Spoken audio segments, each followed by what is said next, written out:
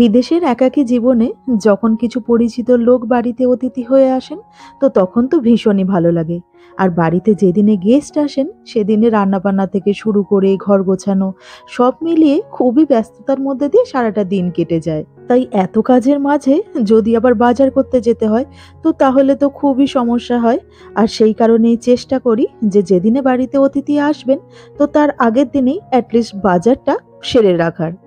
আর যেহেতু বাড়িতে লোকজন আসার কথা ছিল, তাই গতকাল চলে গিয়েছিলাম আমরা বাজার করতে। তো বাজার করা থেকে শুরু করে বাড়িতে আসা অতিথিদের জন্য কি কি আয়োজন করলাম, সেই সব কিছু তুলে ধরলাম আজকের ব্লগের মাধ্যমে। তো নমস্কার, মহুয়াজ টেলি ব্লগে আরও একবার আপনাদের সবাইকে স্বাগত জানাই। আশা করি আপনারা সবাই ভালো আছেন।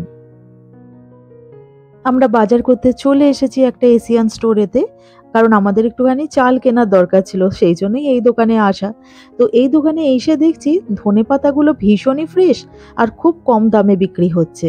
এই মোটা মোটা ধনেপাতার আটিগুলো দুখানা পাওয়া যাচ্ছে মাত্র 1 পাউন্ডে, যেটা কিন্তু যথেষ্ট সস্তা। কিন্তু এই এত ধনেপাতা নিয়ে তো আমার কোনো লাভ নেই, তাই জাস্ট 1 আঁটি ধনেপাতাই এখান থেকে নিয়ে নিলাম। আর এর সাথে আরো সামান্য কিছু সবজি আর মাংসটা এই এশিয়ান স্টোর থেকে নিয়ে নিলাম। আর এখানে কাজ মিটিয়ে তারপরে চলে গিয়েছিলাম লিডলে, মানে যে ব্রিটিশ গ্রসারির দোকানগুলো আছে সেখানে। এখানে আজকে বেশ বড় বড় সাইজের ফ্রোজেন চিংড়ি মাছ পেয়ে গেলাম। আর চিংড়ি মাছগুলো একদম ছাড়ানো, তো তাই রান্না করারও কোনো সমস্যা হবে না। তাই 1 প্যাকেট চিংড়ি মাছ নিয়ে নিলাম। আর এখান থেকে 2খানা পাপ সেট নিয়ে নিলাম। ওই কালকে ভাবছি স্টার্টারে একটুখানি এগ পাপ বানাবো।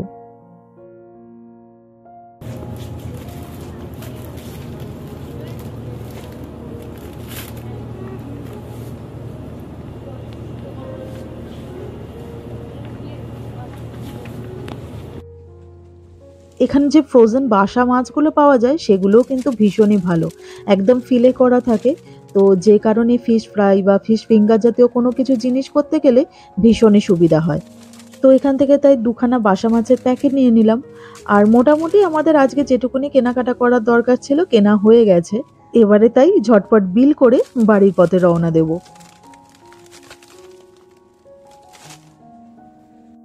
আজ হলো রবিবার, ঘড়ির কাঁটায় এখন সকাল 8টা। তো সকালবেলা আমার স্নান সারা হয়ে গেছে। আর এখন যেহেতু অম্বুবাচী চলছে, তো তাই পুজো করতে তো বেশি টাইম লাগে না।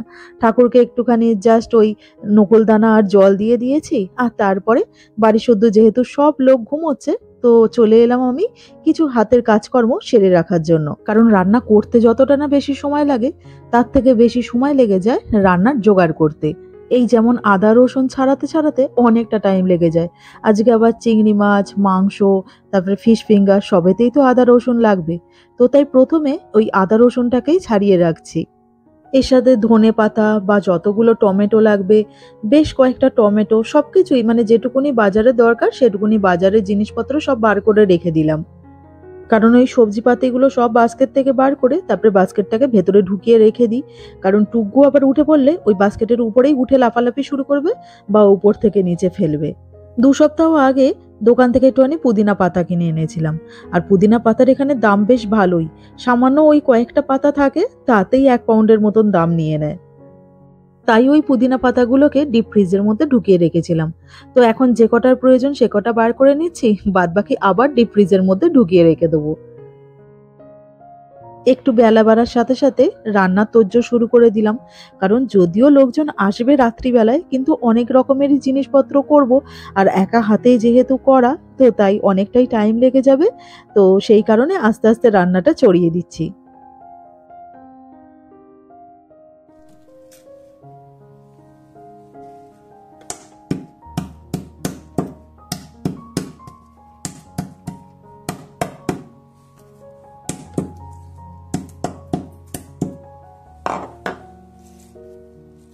কলকাতা থেকে আসার সময় একটা বিরাট বড় এলাচের প্যাকেট এনেছিলাম, কারণ বিদেশে এলাচ পাবো কি পাবো না সেই কারণে। তো এই এতদিন বাদে আজকে সবকটা এলাচ শেষ হলো।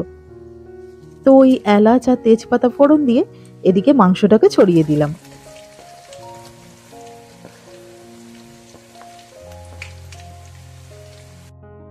আমি ওদিকে রান্না বান্নার কাজে ব্যস্ত, আর সুদীপ তো এদিকে ঘরটা পরিষ্কার করে নিচ্ছে।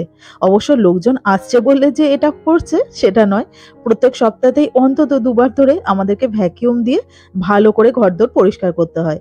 বাচ্চা কাচ্চা বাড়িতে থাকলে যা হয় আর কি। সারাদিন টুকু ঘর প্রচন্ড নোংরা করে, আর সেই কারণেই কার্পেটের উপরে আবার এক্সট্রা করে আর একটা কার্পেট পেতে দিয়েছি, যাতে যা কিছু নোংরা সবকিছু যেন ওর উপরে পড়ে।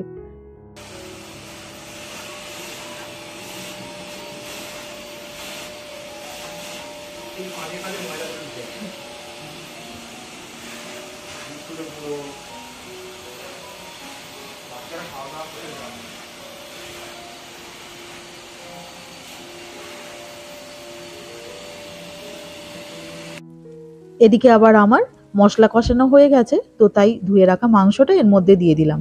আর আজকে যেহেতু একদম প্লেন কষা মাংস করব, তো সেই কারণে মাংসটাকে আলাদা করে আর ম্যারিনেট করে রাখিনি। পেঁয়াজ, আদা, রসুন, টমেটো সবকিছু দিয়ে ভালো করে ওই মশলাটাকে কষিয়ে নিয়েছিলাম। তার উপরে মাংস দিয়ে উপর থেকে একটুখানি নুন, হলুদ গুঁড়ো, লঙ্কা গুঁড়ো এইসব দিয়ে এখন ভালো করে মাংসটা কষিয়ে নিচ্ছি। আর এদিকে চিংড়ি মাছটা তো একদম ছাড়ানোই ছিল, তো একটুখানি ভালো করে জাস্ট সকালবেলা ধুয়ে নিয়েছি। আর এদিকে ফিশ ফিঙ্গার করব বলে বাসা মাছটাকে একটুখানি লম্বা লম্বা করে কেটে রেখেছি। ওদিকে মাংসটা তো অলরেডি হচ্ছে, আর এদিকে আবার চিংড়ি মাছটাকেও চড়িয়ে দিলাম।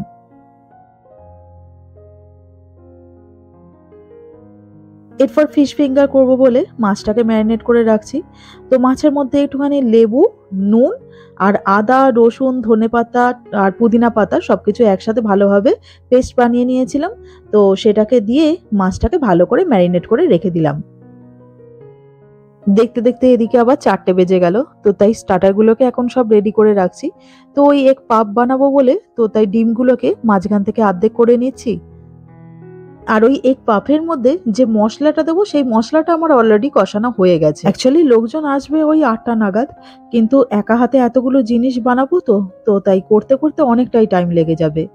এই যে সেদ্ধ করে রাখা ডিমগুলোকে আমার ওই পাফ শিটের মধ্যে দিয়ে ভালো করে র্যাপ করা হয়ে গেছে। আর এখন একটুখানি কাঁচা ডিম দিয়ে উপর থেকে ব্রাশ করে দিচ্ছি।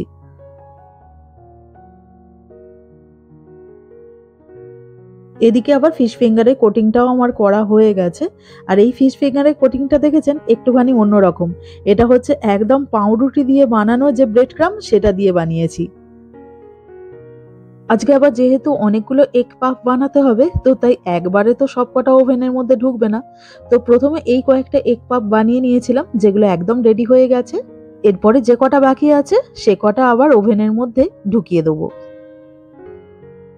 বিকেল 4টে থেকে আমি ওই স্টার্টারগুলোকে রেডি করা শুরু করেছিলাম, আর এখন দেখতে দেখতে 7:30 বেজে গেল।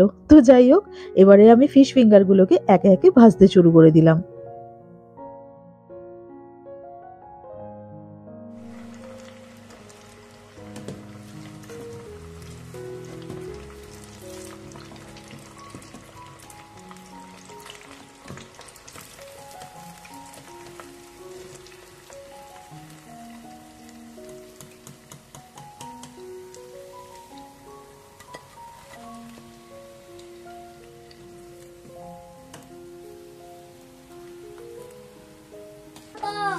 নোংরাটা লটুকু বাই বাই। তোর নিচে নোংরা ফেলতে আসছি। আচ্ছা কিছু আনতে হবে না এই কপ থেকে? ওই তো শুধু দুধটাই নিয়ে নেবে, আর কিছু না। ও দুধটা কালকে আমরা আনিনি না? ঠিক আছে চলো দুধটা নিয়ে আসি। চলো মামা চলো, এসো এসো চলো কাজে চলো। আমি আর ভাই ভাই তুই বাবার জামা পেরেছিস? হায় ভগবান, আরে আমি আমার কাটিং একটা খুঁজে পাচ্ছিলাম না। কি বলবো দেখো।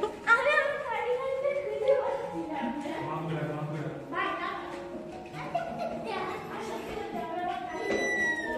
আমি পাপগুলো সব ওভেনে বসিয়ে দিয়েছি, আর ওদিকে আবার ওই ফিশ ফিঙ্গার যেটা সেটাও ভাজা হচ্ছে। তো মোটামুটি কাজকর্ম সব হয়েই গেছে।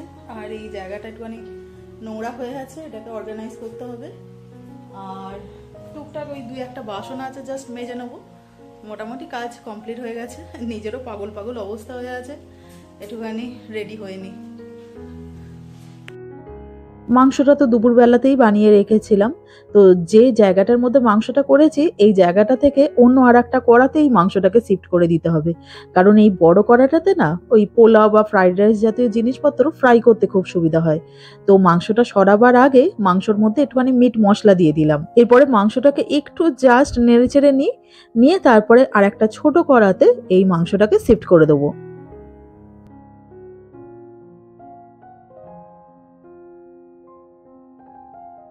আর এই যে আজকে লোকজন যারা আসবেন তো তাদের জন্য সমস্ত রকমের আয়োজনই আমার কমপ্লিট হয়ে গেছে। তো একটুখানি প্লেন বাসন্তী পোলাও বানিয়েছিলাম, জাস্ট ওই কাজু কিশমিশ দিয়েছিলাম, সঙ্গে দিয়েছিলাম একটুখানি গরম মশলা আর একটুখানি চিনি। আর এটা হচ্ছে মাংসটা, এটা হচ্ছে এগ পাফ। তো এগ পাফ আরও কিন্তু আছে, তবে সেটা ওভেনের মধ্যে ঢোকানো। আর এটা হলো পেঁয়াজ, আদা, রসুন, টমেটো, ধনেপাতা সবকিছু দিয়ে কষানো চিংড়ি মাছ। আর এরপরে এটা হচ্ছে ফিশ ফিঙ্গার। লোকজনকে সার্ভ করার আগে একখানা ফিশ ফিঙ্গার আমি নিজে খেয়ে দেখেছিলাম। আর আজকে ফিশ ফিঙ্গারের যে কোটিংটা করেছিলাম সেটা নর্মাল যে ব্রেড ক্রাম সেটা দিয়ে তো বানাইনি, এটা পাউরুটির গুঁড়ো দিয়ে বানানো। আর আজকের টেস্টটা দারুণ সুন্দর হয়েছিল, মানে অন্য যতবার আমি ফিশ ফ্রাই বা ফিশ ফিঙ্গার বানিয়েছি সেই সবের থেকে আজকের টেস্টটা যেন দারুণ সুন্দর ছিল। আর দোকান থেকে একখানা আইসক্রিম কিনে এনেছিলাম। তো এখন এটা ডিপ ফ্রিজের মধ্যেই ঢোকানো আছে, কারণ ওই খাওয়া দাওয়া শেষ করে লাস্টে এটা খাওয়া হবে। তো যাই হোক, এই হলো আজকের আমার আয়োজন। আজকে যারা বাড়িতে এসেছিল তারা সবাই আমার ভীষণই পরিচিত, এই আমাদের বিল্ডিং এর মধ্যেই থাকেন, আর প্রত্যেকেই বাঙালি। তো যাই হোক, তবুও না কিরকম একটা যেন লাগে লোকজন বাড়িতে এলে তাদের ভিডিও বানাতে, যে কারণে বাড়িতে প্রতিবার গেস্ট এলে কি আয়োজন করি সেটা তো আপনাদের সাথে শেয়ার করি, কিন্তু কোন গেস্টরা আসছেন সেটা আর আপনাদের সাথে শেয়ার করা হয়ে ওঠে না। এখন রাত্রি 11:30 বাজে। এই এতক্ষণ ধরে আমরা সবাই মিলে খুব হৈ হৈ করে আড্ডা দিচ্ছিলাম। এখন অবশ্য সবাই যে যার বাড়িতে ফিরে গেছে, কালকে আবার কুহুর স্কুল আছে, তো আমরাও তাই ঘুমোতে যাব। আর আজকের ভিডিওটা তাই এখানেই শেষ করছি। আর আমার আজকের এই ভিডিওটা আপনাদের কেমন লাগলো অবশ্যই কমেন্ট করে জানাবেন, আর পারলে চ্যানেলটাকে সাবস্ক্রাইব করে দেবেন। তো সবাই ভালো থাকবেন, সবাই সুস্থ থাকবেন, দেখা হচ্ছে পরের ব্লগে। নমস্কার।